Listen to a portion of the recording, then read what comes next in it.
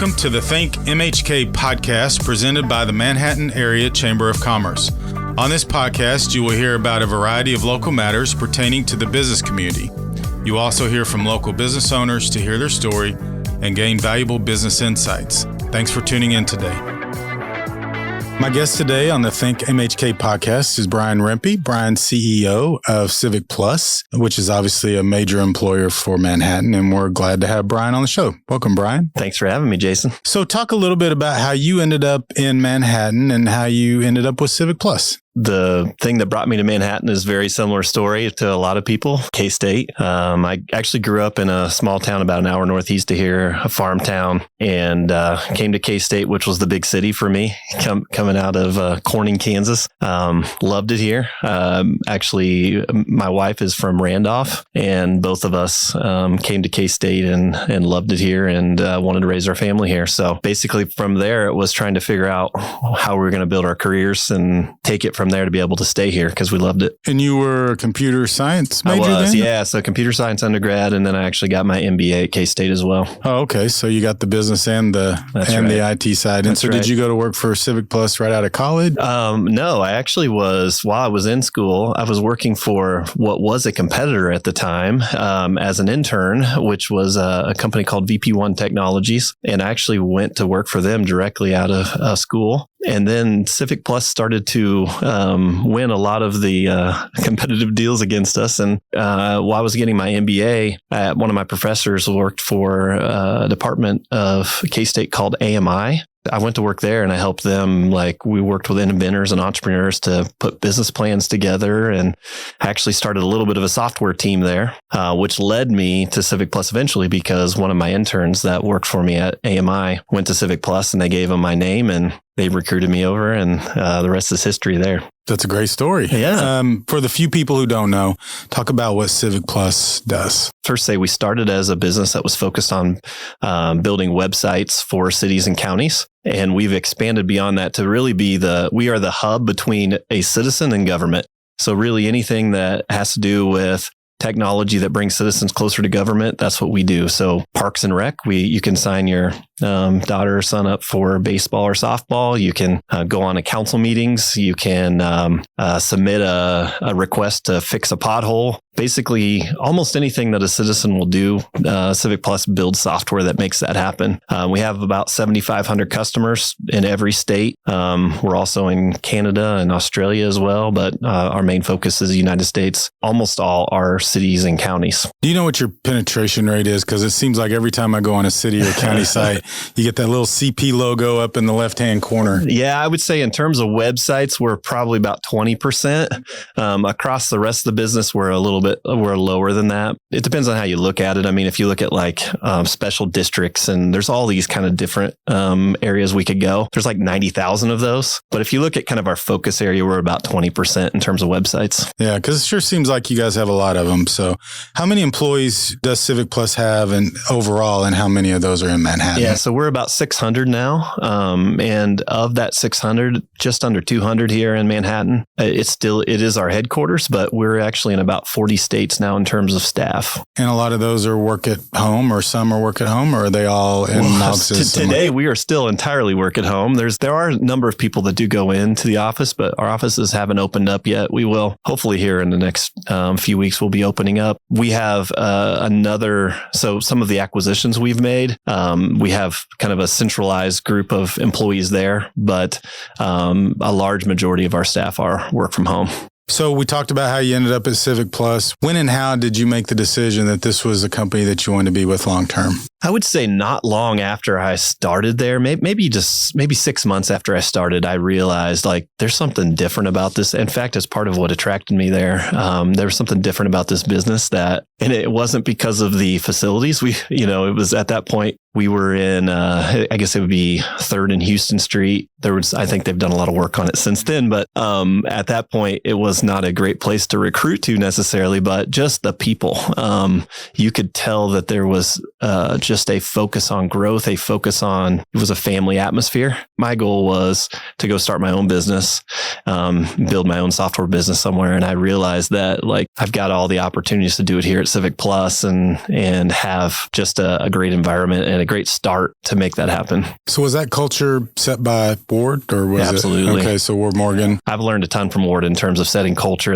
You could tell there's very little Ward does that isn't purposeful, even the small things. And so I'll just give you one example. We always had pop and available for everybody, and would bring donuts in on Fridays. And I was going through a process of trying to figure out how to save some money at one point, and that was something that he very quickly said, "You're not touching that." It wasn't a lot of money, but what he was communicating to me was having those little small things that are investing in your people means a lot, and you need to invest further there rather than finding that as kind of your first thing to cut. So you guys do have good pop machines. Yes, we do.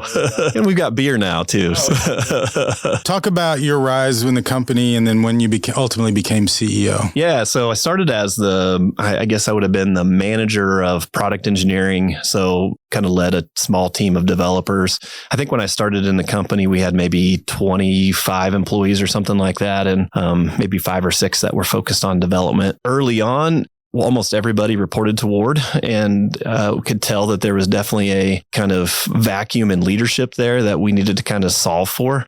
So we started, I would say probably within the first year or two, we developed a leadership team. And through that process, I kind of moved up and through the development side and then became chief strategy officer, which basically was just thinking about what are we going to do, 3 years from now? Because at that point it was like, what do we need to do tomorrow? That was kind of the focus. And then became chief operating officer and then CEO from there. I've probably been CEO for about 5 years now. So I guess, and I've been at the company for 14. So you guys have grown fairly quickly, certainly in compared to a lot of companies. So you talked about you were 25 when you started and 600 today. And you've been recognized by Inc. magazine as a Inc. 5000 company for the last 11 years. So what has been the secret to Civic Plus being able to grow as quickly as you have? I think the key thing would be that I'd say 2 things. One is we found our niche and have built a team that is passionate about it. It's not just about growth for growth's sake, but we're doing something that people can buy into, that we're making the world a better place. And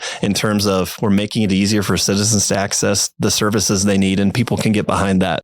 We've been able to build a really passionate team about what we do, not just in terms of growth. And then the second piece of it is we've just continually invested back in the business. Every single time that we generate cash, we bring it right back into the business and put it into sales and marketing, into product development, and really across the business. And I think having a very specific focus on an area we can win, and then investing in that over and over has really kind of contributed to that. So never any thoughts about expanding into other markets? Always thoughts about that. Yeah. I mean, honestly, we kind of have to slap our own hands a lot, because it's very easy to say, why aren't we in states? Why aren't we in other countries? And I think eventually that'll be the case. But what we realize is there's a great opportunity in what we're doing right now. We're making a difference, and we think we can just continue to go deeper there. So I think a lot of people in the community, in the region, both first recognized your success when you started building your new facility. I mean, that's a pretty big statement from a company. How has that impacted the company culture? How has it impacted your ability to grow? How has it impacted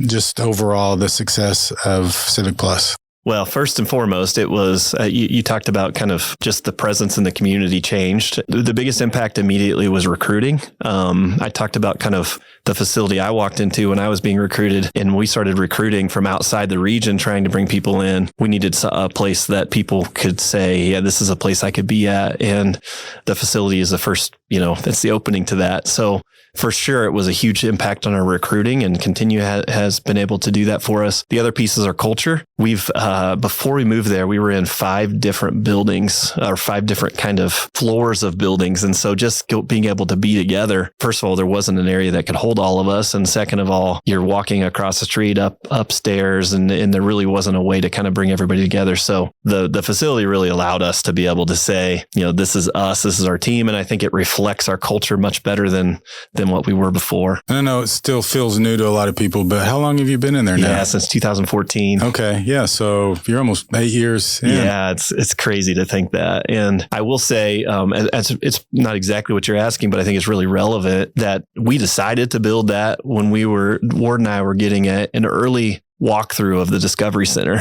before it opened up. And we looked out and we're like, we need to build here.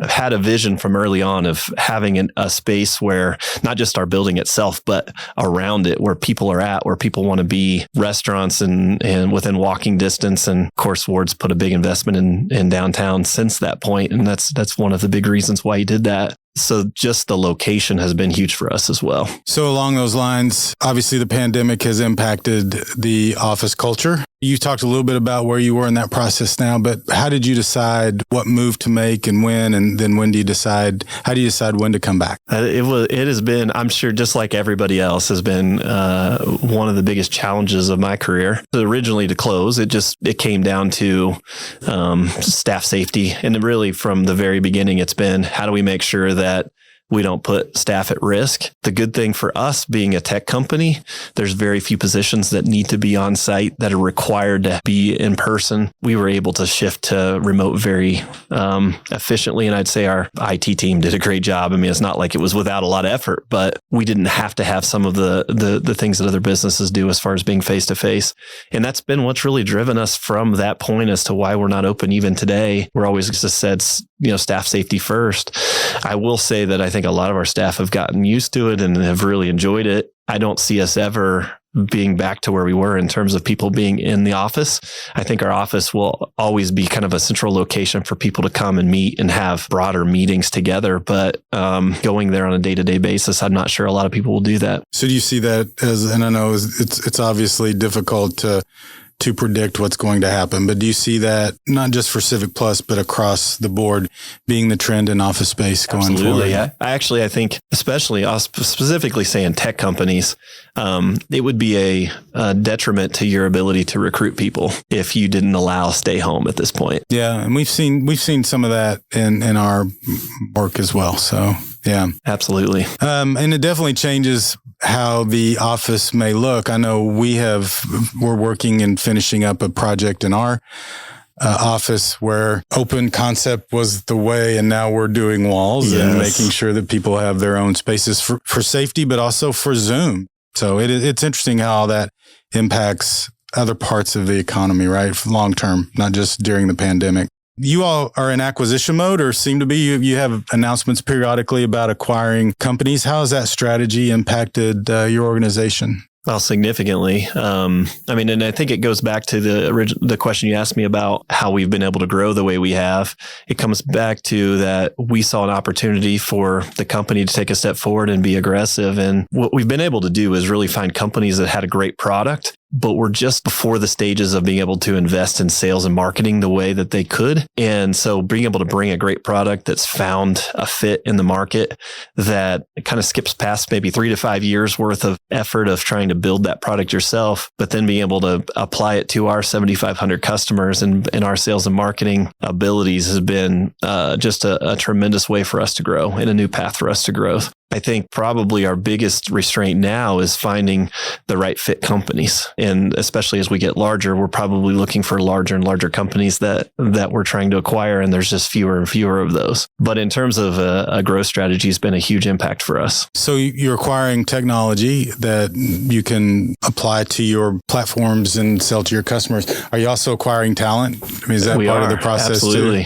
Absolutely. I can't think of a deal that we would have done if talent would have been part of that and being able to add talent to our overall talent base. So let's talk a little bit about Manhattan. So what makes Manhattan a good place for a company like Civic Plus to grow, and what are the challenges I would say the two main benefits are one, having Kansas State and we've got great relationships with professors. We're getting access to the great students before other companies are able to do that. And those great students that become great employees of ours then know future students, and it just becomes a flywheel of pipeline that's been just huge for us. The second piece is we're able to and have relationships with the chamber, with city, with the county, with others around the city that I don't think we would be able to have in, a larger city. You talked about us building our building. I mean, a lot of that was based on work that we did with the chamber and the city and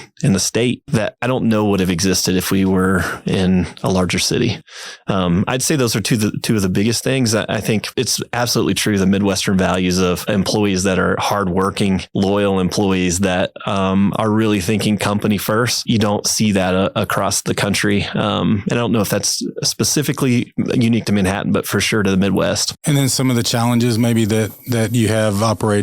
I think probably the biggest challenge is not as much a challenge for us today, but has been a challenge is recruiting specific positions. There are a lot of positions that have been, we've been able to recruit just fine. But there are specifically executives being able to recruit them, especially when they needed to be here, because then there was always the concern of, well, if it doesn't work out with you, what does that mean for, my next position? And then also there's the spouse piece. That's not as big of an issue for us today because so my leadership team, 3 of us are here, 2 in Texas and 1 in Florida. It's not nearly the challenge it used to be. I think people can look at that 2 ways. I mean, obviously it's disappointing that the whole leadership team isn't in Manhattan, but conversely, if you keep having trouble getting a full leadership team in Manhattan, eventually companies have to think about, well, maybe we need to move the leadership team to one of our other locations. So there's 2 ways to look at it. We prefer to look at it as a positive way. Yes. The headquarters is still here.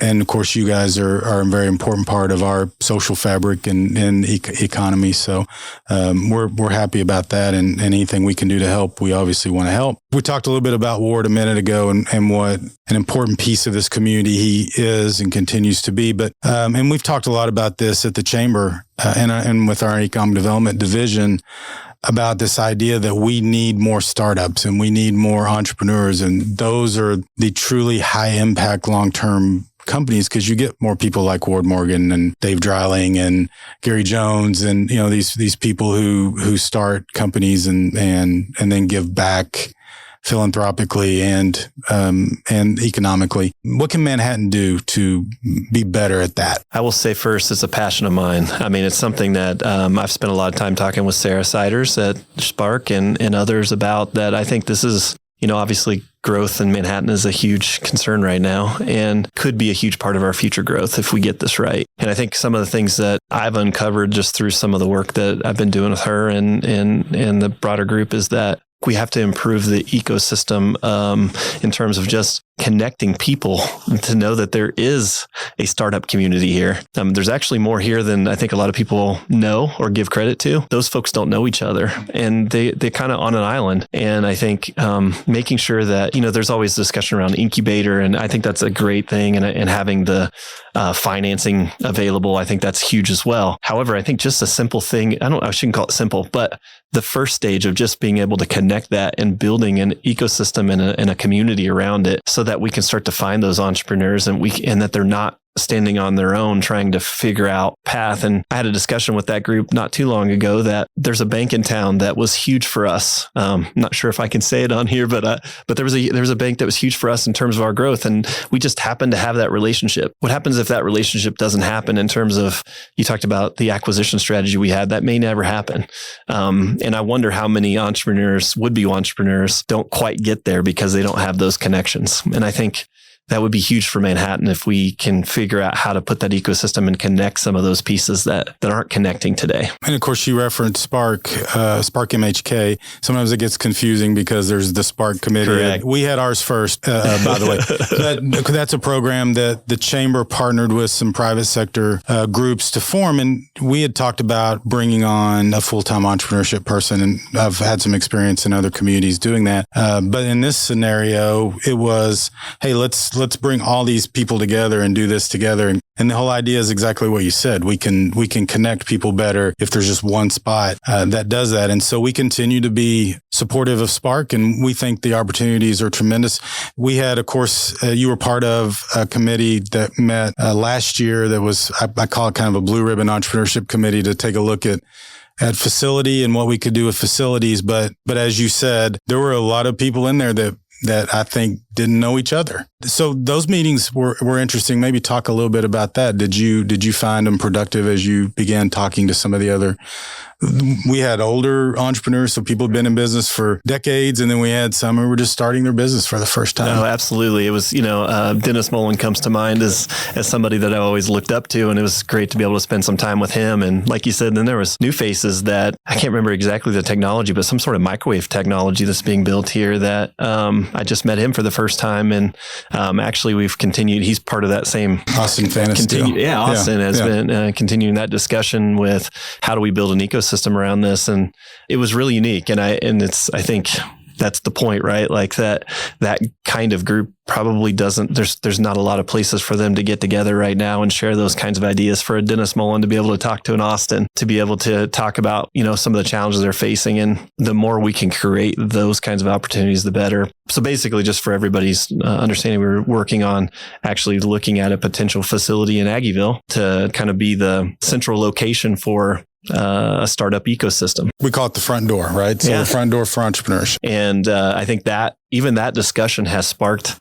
future discussions that we've continued to have about how do we make this bigger than just that front door. Going back to Civic Plus, what does the future look like for Civic Plus, and what does it look like in Manhattan to the best of your forecasting ability? Yeah, we're still committed to Manhattan. So I'll say that first of all. I mean, we love Manhattan.